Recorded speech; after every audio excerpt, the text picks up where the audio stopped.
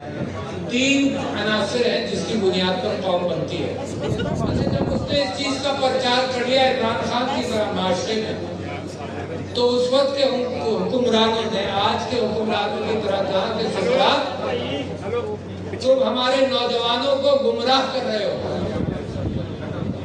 उस जमाने में सोशल मीडिया नहीं था, मगर कोई और मीडियम होगा, तो लोगों ने कहा कि तुम हमारे नौजवानों को गुमराह कर रहे हो, और उसको सजा दी जैसे खान साहब को डील्स की ऑफर दी कि तुम या तो शहर छोड़ो या जहर पी लो।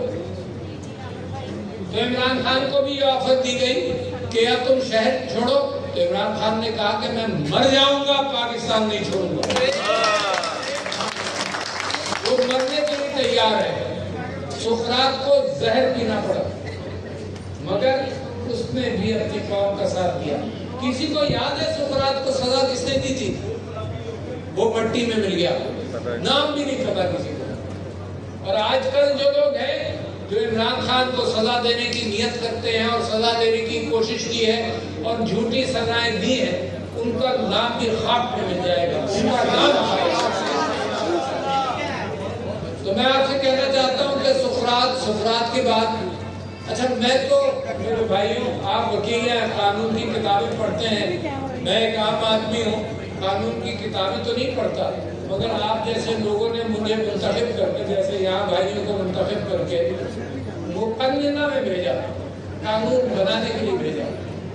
उस मुकन्निना में भी मेरे दोस्तों, आप ये सोचो कि मुझ जैसा आम आदमी क्या सोचता है। मेरा इंस्पिरेशन कानून का कहाँ से आता है? तो मेरा इंस्पिरेशन कानून का आता है अल्लाह की किताब से, अल्लाह की किताब से। और जो आपने पहली सूरत यहाँ तिलावत की, कि अल्लाह ताला फरमाता है कि ऐ नबी, नबी को कहता है कि क्या हमने तुम्हारा सीना नहीं खोला इल्म के लिए?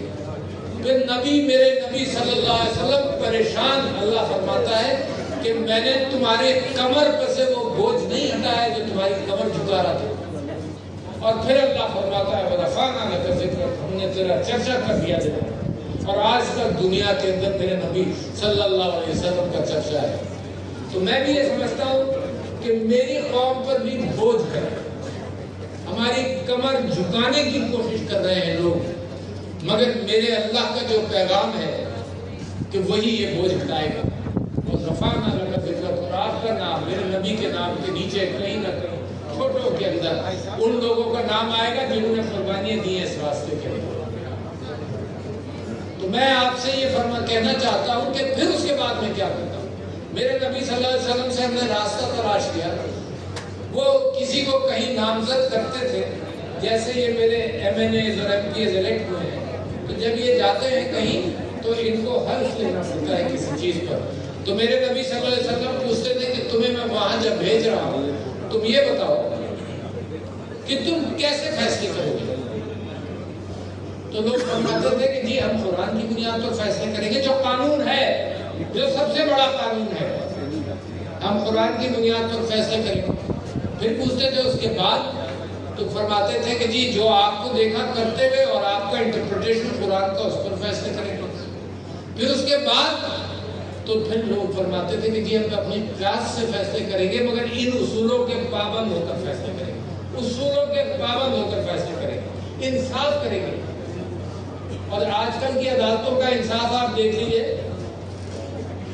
क्या इलेक्शन PTI लड़ती है, उसका सिंबल भी ले देते हैं, मजबूर करते हैं, वो कोई और पार्टी ज्वाइन करती है।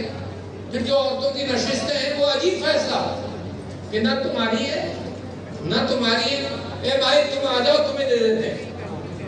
ये कोई फैसला है यार? दुनिया की तारीख में इस तरह से जाएगा कि ना तुम्हारा तुम क्लेमेंट हो, ना तुम क्लेमेंट हो। दो माएं एक बच्चे को भी क्लेम कर ले तो वो कहेंगे नहीं तुमने क्लेम किया, एक औरत है, खातून तुम आओ, तुम्हें देते हैं। शर्म आनी चाहिए ऐसे फैसलों पर।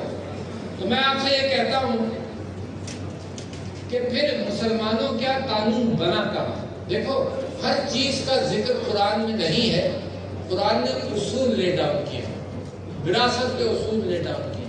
ہر چیز کے بڑے بڑے اصول لیٹ ڈاؤن کیے، سچ بولنے کے لیے کہا ہے کہ سچ بولو، اور قرآن کے اوپر سب سے پہلے الف لام میم ذالک الکتاب لا ریب فیہ، کہ اللہ شروع اس بات سے کرتا ہے کہ اس کتاب میں جھوٹ نہیں، لوگوں نبیوں پر ایمان لاؤ، آخرت پر ایمان لاؤ، تقوی خدا خوفی کرو، اور پھر اس کے بعد وہ بھی کرتا ہے جو میں آپ سے اگر موقع ملا تو اس پہ وضاحت کرتا ہوں۔ اللہ پہلے ہی فرما دیتا ہے کہ اسلام کا مطلب کیا ہے۔ وہ کہتا ہے مال و دولت کا ذکر بھی نہیں کرتا، وہ کہتا ہے مما رزقناہم ينفقون، کہ جو تمہیں رزق دیا ہے وہ شیئر کرو۔ مال و دولت تو بات کی بات ہے، یہ تکلیف جو ہے انسانوں کے حوالے سے میرے نبی نے نبوت سے پہلے یہی تکلیف پالی، یہ ہے اسلام۔ اگر کچھ لوگ یہ سمجھتے ہیں کہ اسلام کے معنی صوم و صلاۃ تو اللہ بھی فرماتا ہے، مگر صوم و صلاۃ اللہ کی تعریف یہ ذرہ ذرہ کرتا ہے، اللہ کو کوئی تعریف کرنے کے لیے انسان پیدا کرنے کی ضرورت نہیں تھی، ذرہ ذرہ تعریف کرتا ہے۔ تو یہ جو قرآن یہ تعلیمات آئی یہ صرف اس لیے آئی کہ میں اچھا سلوک کروں، آپ کے ساتھ اچھا سلوک کروں، ماں بہنوں کے ساتھ، رشتہ داروں میں، وراثت میں، دوستوں کے ساتھ، اپنے ملک کے ساتھ۔ یور ہول، آپ کا سارا مذہب اس کے اندر پنہا ہے۔ میرے نبی مکی دور سارا اس میں گزرا ہے۔ ریاست کب آئی؟ ریاست جب آئی کہ جب 50 لوگ تھے، انصاف کرنا تھا تو لوگ بھروسہ کرتے تھے میرے نبی صلی اللہ علیہ وسلم کو۔ یہ میں وہ آپ کو انسپریشن بتا رہا ہوں جو عمران خان نے پالی، پاکستان تحریک انصاف نے پالی، جو میں نے پالی اور آپ پالتے ہیں۔ ان کو الفاظ کے اندر میں ڈھالنا چاہتا ہوں تاکہ ہمارے پیر مضبوط ہیں اور مضبوط ہوتے چلے جائیں۔ 90% قوم آپ کے ساتھ ہے۔ یہ جو لوٹ مار کا طبقہ ہے، یہ جو ایلیٹ کیپچر ہے، یہ آپ کی مخالفت کرتا ہے۔ عمران خان جب 2011 میں کہتا تھا جب ایک سیٹ بھی نہیں تھی کہ یہ سب لوگ ہمارے خلاف اکٹھا ہو جائیں گے، کسی کو یقین نہیں آتا تھا، مگر آج تماشا دیکھ لیا، سارا کرپٹ مافیا اکٹھا ہے، سارا جس نے بدماشی کے ساتھ، حرام خوری کے ساتھ معاشرے کے اندر مال و دولت بنائی ہے، وہ سب آپ کے خلاف۔ کبھی اس کی جو حکومت ہے اس کو اٹھایا گیا دنیا کے خلاف، خان کے خلاف۔ پھر میں آپ سے کہتا ہوں پھر قانون کہاں بنا؟ یہ ریاست کا قانون بنا جب میرے نبی صلی اللہ علیہ وسلم مدینہ گئے اور نمبر بڑھنے لگے تو انہوں نے کہا تم یہ کام کرو، تم یہ کام کرو، اصول موجود ہے کی بنیاد ہمدردی پر، عورتوں کی وراثت پر، پسے ہوئے طبقے کے ساتھ رہنا، بوڑھوں کا خیال کرنا، یہ جو اسپرٹ ہے آج آپ غزہ میں دیکھتے ہیں پامال ہوتی بھی، پاکستان میں پامال ہوتی، عورتوں کو کس طرح سے کیا گیا۔ میں جتنے سے ملا ہوں ان کے خاندان سے ملا ہوں، ایک گھر کی کہانی، اور مجھے تو آج گجرانوالہ آ کر یہ خیال آیا کہ اگر لاہور کے آپ میوزیم میں جائیں تو ایک پاکستانی خاتون کا، لڑکی کا نام آپ نے سنا ہوگا، شرمین عبید چنوئی۔ شرمین نے لاہور میوزیم کے اندر جو پاکستان مونیومنٹ کے نیچے ہے، اس میں جو پارٹیشن کے وقت لوگوں نے قربانیاں دی ان کی recordings, verbal recording, audio recording رکھی، اور عجیب عجیب کہانیاں ہیں کہ میں کہاں سے چلی، کہاں گئی، کیا ہوا میرے ساتھ، اور میں پاکستان آئی، لوگوں نے کیسے ہمت بنائی، ان کے خاندان ان باتوں کو یاد کرتے ہیں۔ تو میں جہاں جہاں گیا ہر گھر کی کہانی ہے۔ ایک گھر کی کہانی یہ تھی اور بزرگوں، ایک گھر کی کہانی پاکستان تحریک انصاف کے 9 کے گئی، اس کے پاس صرف اس کی ماں کو اٹھا کر لے گئے، ماں کو اور ماں کہتی ہے میں تو ووٹر، میں بتاؤں تبدیلی کیا آئی، اس کی ماں کہتی ہے میں تو ووٹر تھی، اب میں عمران خان کے لیے جانے کے لیے کھڑی ہوں۔ میں تو کہانی کو نہیں سناؤں گا، ہر بات کی کہانیاں ہیں جو میں ابھی سن کر آیا ہوں، جس طرح سے لوگ کھڑے ہوئے، جس طرح سے ان کے اندر بات ہو گئی ہے، جس طرح سے عمران نے کہا جاؤ ان کی، تو میں آپ سے یہ کہتا ہوں کہ یہ قانون کی جو رداد ہے تو مسلمانوں کے یہاں قانون کیسے بنا ذرا سا سن لو، اسٹیٹ نے نہیں بنایا کبھی بات۔ اور آج میرے نبی صلی اللہ علیہ وسلم کی اسوہ حسنہ، صحابہ اکرام کی پریکٹسز، اور معاشرے کے اندر مفتی اور قاضی جو میرے نبی نے اپوائنٹ کرنا شروع کیے، ان کے پاس مقدمہ جاتا تھا کہ جی میرا اور میرے بھائی کا یہ معاملہ ہے، میرا اور فلانے کا یہ معاملہ ہے، آپ فیصلہ کر دیں۔ تو مفتی جو فیصلہ کرتے رہے، سلطنت عثمانیہ کا آپ فلمیں تو دیکھتے ہیں، ٹی وی دیکھتے ہیں، اس کے اندر ارطغرل بھی چل رہا تھا۔ سلطنت عثمانیہ جب تک ختم ہوئی، جب تک قانون کبھی ریاست نہیں بنایا، قانون کی قرآن سے اور میرے جب قاضی ریاست بناتے ہیں اور قاضی بھی گڑبڑ ہو جاتے تھے، ہمارے یہاں بھی ہو جاتا ہے، آپ جانتے ہیں ہمارے یہاں بھی ہو جاتا ہے۔ تو میں اس کے بعد کیا، اس کے بعد یہ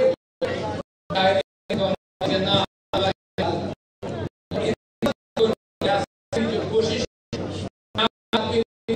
چیز کرنا چاہتا ہوں تو عمران خان کہہ کہ جماعت کا رپورٹ لوگوں کو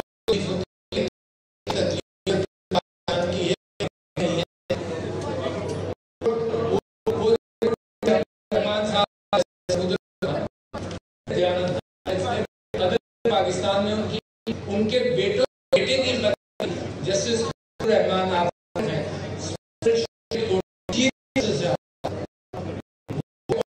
ہزاروں گواہی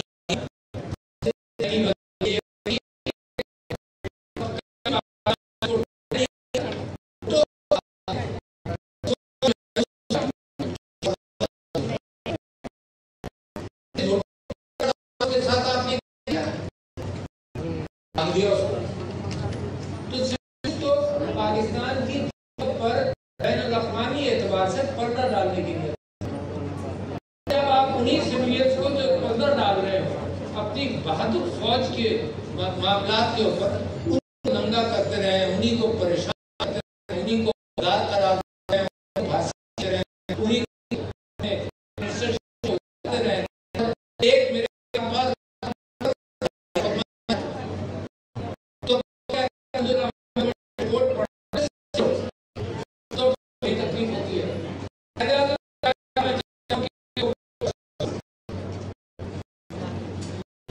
جناب غائب ہو گئے، تلاش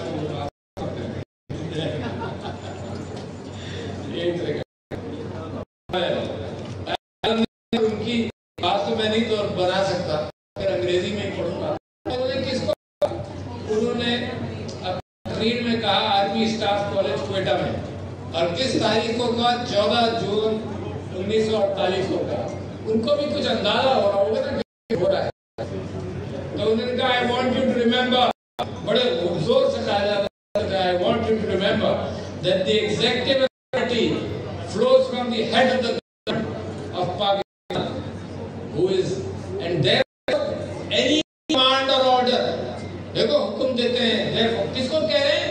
فوج کو کہہ رہے ہیں، کس کو کہہ رہے ہیں؟ کمانڈر ان چیف کو کہہ رہے ہیں۔ جتنے آئے بات وہاں موجود تھے، سنا انہوں نے کہا and therefore any command or order that may come to you cannot come without the sanction of the executive political head of the country۔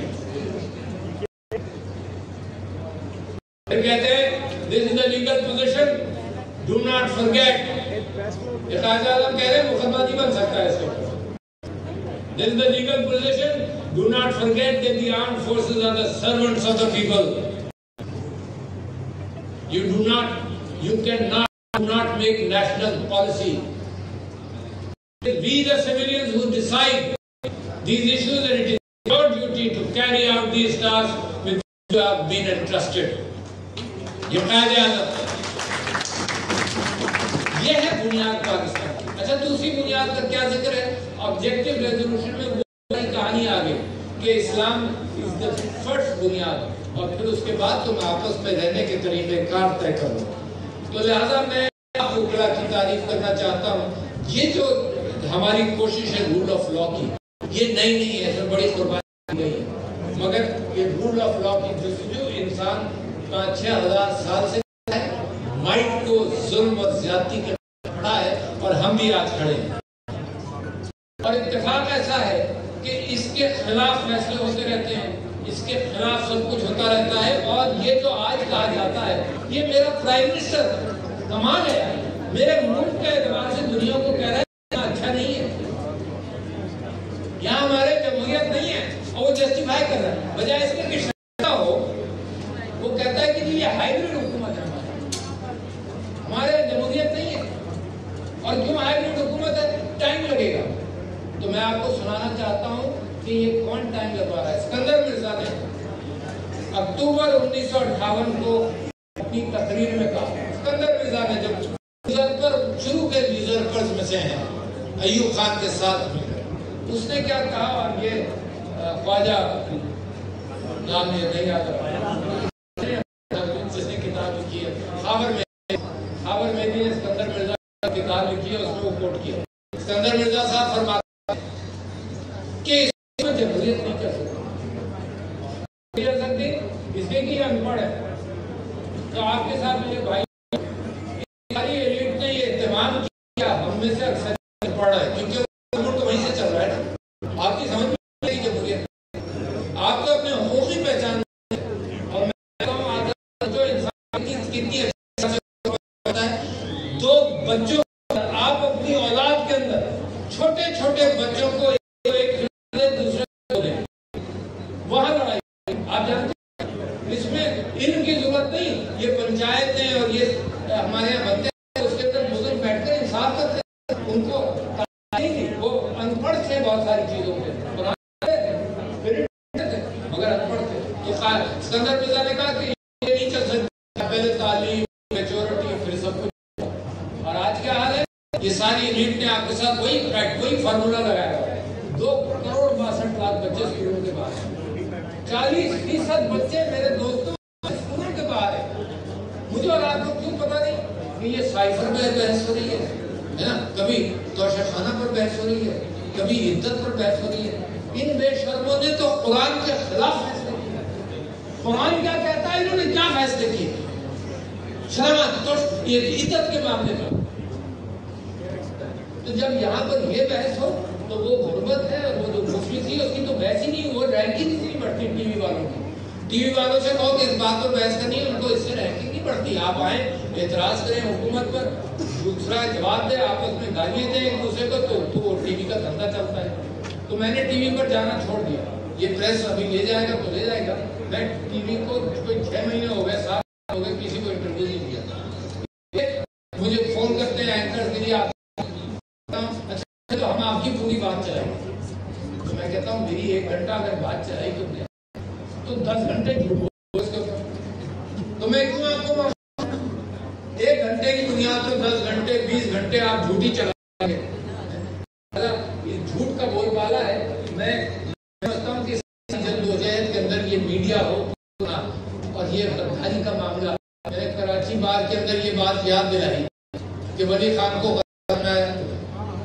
اور مقدمہ چلایا, اس 40 پیجز کا حیدرآباد ٹرائیبیونل کے سامنے 40 پیجز کا اپنی ایفیڈیوٹ کے اندر یہ کہا کہ جی ہم تو پاکستان بچانا چاہتے ہیں, ہم پاکستان بچا رہے ہیں. ہم نے جب یہ مشرقی پاکستان کا کرائسس ہوا تھا تو ہم نے کہا تھا جن کے پاس مینڈیٹ ہے ان کو حکومت دو, اور ہم آج بھٹو سے بھی یہی کہتے ہیں کہ مینڈیٹ جہاں ہے جس کا اس کو حکومت دو. یہ جب کی بات ہے جب ان کی گورنمنٹ ڈسمس ہو گئی تھی بلوچستان کے لیے, تو وہ غدار ہو گئے. اسی جیل کے اندر فیض احمد فیض صاحب کو جیل کر دیا, 3-4 سال رہے. لیفٹنٹ کرنل پوشنی نے, جو میجر کیپٹن پوشنی تھا شاید, وہ بھی ان کے ساتھ گرفتار تھا. وہ ان کے اوپر غداری کا مقدمہ چلا. آپ جس کو دیکھیں غداری کا مقدمہ, تم پاکستان کے خلاف ہو. ارے بھائی پاکستان کی آئیڈیالوجی کا ٹھیکیدار کون بن گیا, کیسے بن گیا؟ عوام میجورٹی میں چند لاکھ ہماری فوج ہے. فوج تو بالکل میرے خیال سے میرے ڈیفینڈ کرنے کے لیے آتی رہی ہے. فوج کے سینئر آفیسرز ہیں, ان کی انٹرپریٹیشن مختلف آتی ہے, معاملات آپ کے پاس جاتی ہے. تو میں آپ سے یہ کہنا چاہتا ہوں کہ یہاں پر اس بات کی بھی گزارش ہوئی کہ بھائی آپ پولیٹیکل یونٹی پیدا کریں.